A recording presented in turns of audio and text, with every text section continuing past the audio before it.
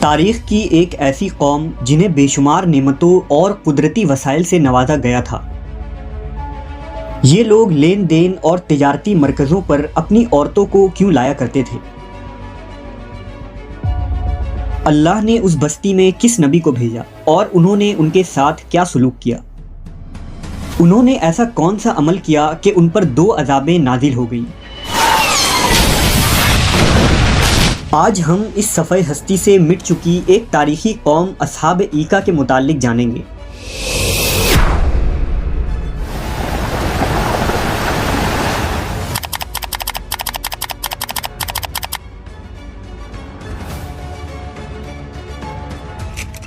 یہ 3000 قبل از مسیح کا زمانہ تھا جب بحر قلزم کے مشرقی کنارہ اور عرب کے شمال مغرب میں مدین نامی ایک بستی آباد تھی۔ اہل مدین کا تعلق سلسلہ بنی اسرائیل سے نہیں تھا، بلکہ یہ قوم دراصل حضرت ابراہیم علیہ السلام کے صاحبزادے مدین کے اولاد میں سے تھے، جو حضرت ابراہیم کی تیسری بیوی قطورہ سے پیدا ہوئے تھے۔ اس لیے حضرت ابراہیم کی یہ خاندان بنی قطورہ بھی کہلاتی ہے۔ مدین اپنے اہل و عیال کے ساتھ اپنے سوتیلے بھائی حضرت اسماعیل کے پہلو میں حجاز کے شمالی علاقوں میں آباد ہو گئے۔ یہی خاندان آگے چل کر ایک بڑا قبیلہ بن گیا، جنہیں تاریخ میں اہل مدین یا اصحاب ایکا کے نام سے جانا جاتا ہے۔ اہل مدین کا زمانہ حضرت موسیٰ علیہ السلام سے پہلے کا زمانہ ہے۔ یہ وہی زمانہ ہے جب سدوم اور عمورہ کے علاقوں میں قوم لوط فساد مچا رہی تھی۔ مدائن ایک ترقی یافتہ اور شہری علاقہ تھا، جبکہ اصحاب ایکا دیہاتی اور بدوی قبیلے کی آبادی والا علاقہ تھا، جہاں جنگل اور بن آباد تھے۔ کہا جاتا ہے کہ ایکا کے معنی گھنا درخت ہوتے ہیں، اور ایسا ہی ایک گھنا درخت مدین کے نواحی آبادی میں موجود تھا، جس کی لوگ پوجا پاٹ کیا کرتے تھے۔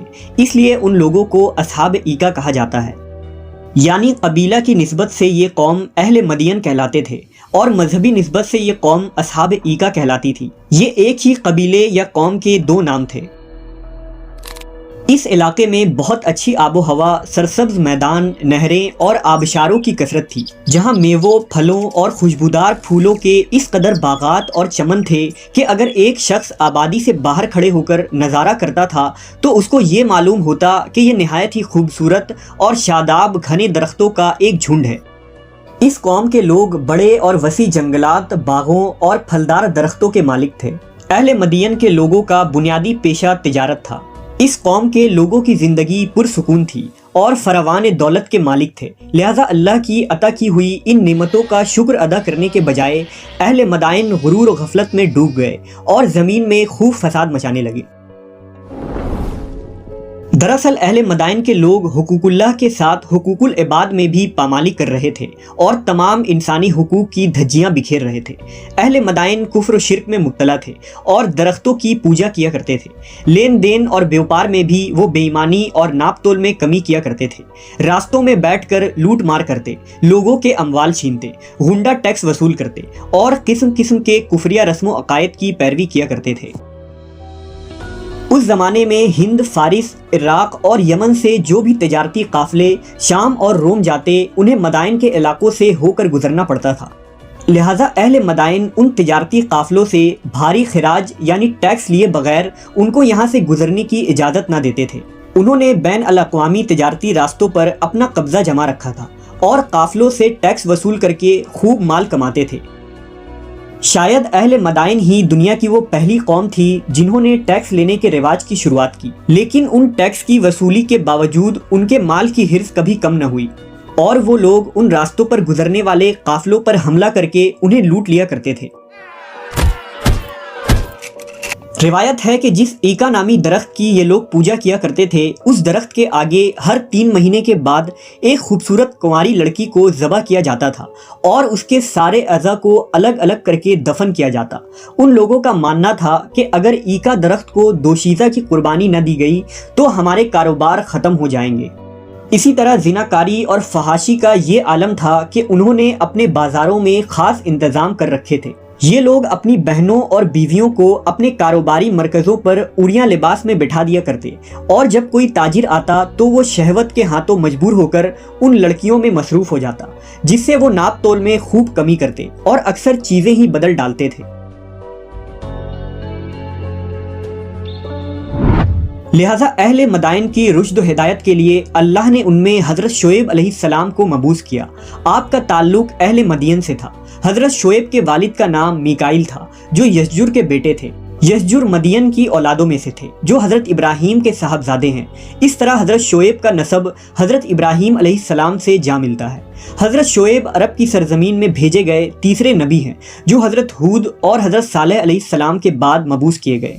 توریت میں حضرت شعیب علیہ السلام کا ذکر باب خروج میں جیتھرو کے نام سے آیا ہے، لیکن اس باب میں آپ کے متعلق بہت زیادہ معلومات نہیں ملتے۔ بچپن سے ہی حضرت شعیب علیہ السلام کی پرورش اس طرح ہوئی تھی کہ وہ اپنے قوم کے نیک اور معزز ترین شخص مانے جاتے تھے۔ آپ انتہائی نیک، ذہین اور شریف النفس انسان تھے۔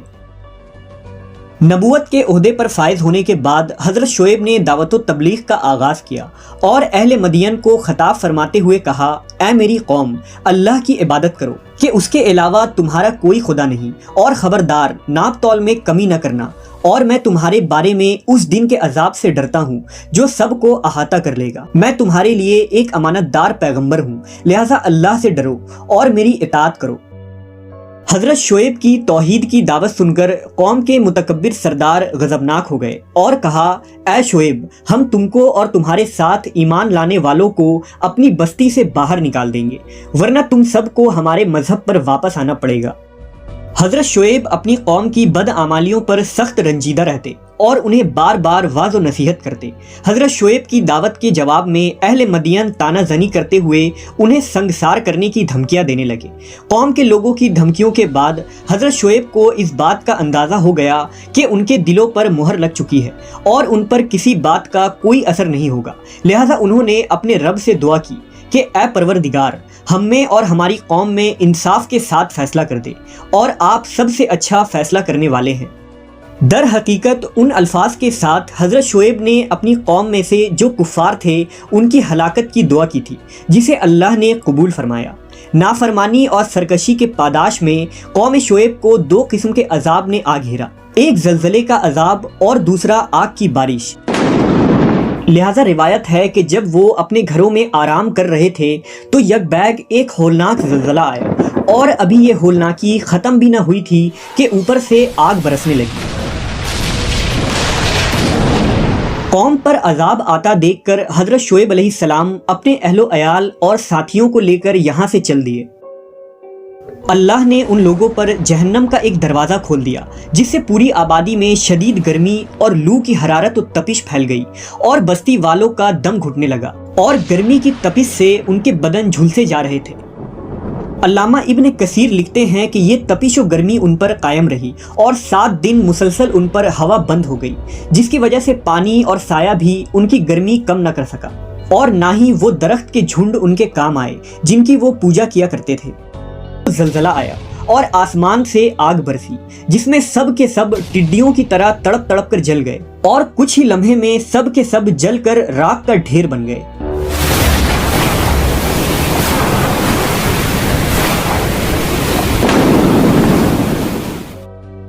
اگلی صبح یہ سرکش اور مغرور قوم اوندھے اور جھلسے پڑے تھے، اور یہ سرسبز و شاداب علاقہ جو کل تک مدائن کہلاتا تھا تاخت و تاراج ہو چکا تھا۔ مفسرین نے لکھا کہ حضرت شعیب علیہ السلام مدائن سے ہجرت کر کے مکہ آ گئے اور آخر دم تک یہی قیام رہا۔ حضرت شعیب نے 400 سال کی طویل عمر پائی اور کعبہ شریف کے غربی جانب مدفون ہوئے۔ بعض مفسرین کے مطابق حضرت شعیب علیہ السلام کی ایک صاحبزادی کا نکاح حضرت موسیٰ علیہ السلام سے ہوا، اس طرح آپ کو حضرت موسیٰ کے سسر ہونے کا بھی شرف حاصل ہے۔ آج مدین کا یہ علاقہ سعودی عرب کے شمالی مغربی ضلع تبوک کے علاقے البدا میں واقع ہے، جسے مدائن شعیب کہا جاتا ہے۔ مغرب میں سب سے پہلے برطانوی سیاح روپیل نے سال 1850 میں مدائن شعیب کا سفر کیا تھا۔ اسی طرح مشہور مورخ حمد الجاسر اور یعقوبی نے بھی اپنی تصنیف میں مدائن شعیب کا تذکرہ کیا ہے۔ ان تحریروں کے مطابق یہ علاقہ 2000 سال قبل مسیح تک آباد تھا۔ مدائن شعیب میں چٹان تراش کر بنایا ہوا ایک قدیم نخلستان ہے، اور یہاں پہاڑوں اور چٹانوں میں بے شمار گھر اور تاریخی عبادت گاہیں تراش کر بنائی گئی تھی۔ آج مدائن شعیب کے یہ ویران نخلستان، وادیاں اور بوسیدہ کھنڈرات چیخ چیخ کر یہ گواہی دے رہی ہیں کہ حقوق العباد کی پامالی کرنے والے ظالم قوم پر جب قہر الہی نازل ہوتا ہے تو وہ صفحہ ہستی سے ہی مٹ جاتے ہیں۔ اصحاب ایکا اور اہل مدائن کو اس روئے زمین پر نشان عبرت بنا دیا گیا، جنہوں نے سچے رسول کا انکار کیا اور شرک و کفر اور تجارتی معاملات میں کمی بیشی کر کے اللہ سے بغاوت کی۔ آج نوع انسان کو صفحہ ہستی سے مٹے ہوئے ان قوموں سے سبق لینے کی ضرورت ہے۔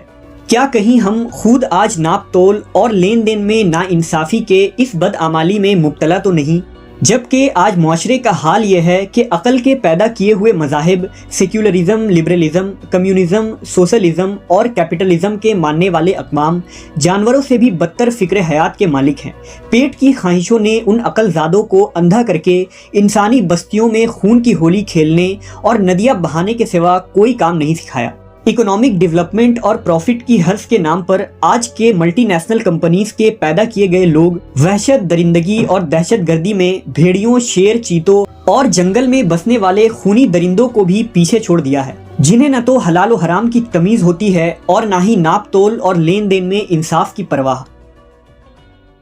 لہٰذا انسانیت کے لیے اسی میں فلاح اور بھلائی ہے کہ وہ اسلام کی دی گئی تجارتی اصولوں اور صاف ستھرے معاملات کو اختیار کرے اور آخری نبی حضرت محمد صلی اللہ علیہ وسلم کی مثالی شخصیت کو اپنائیں۔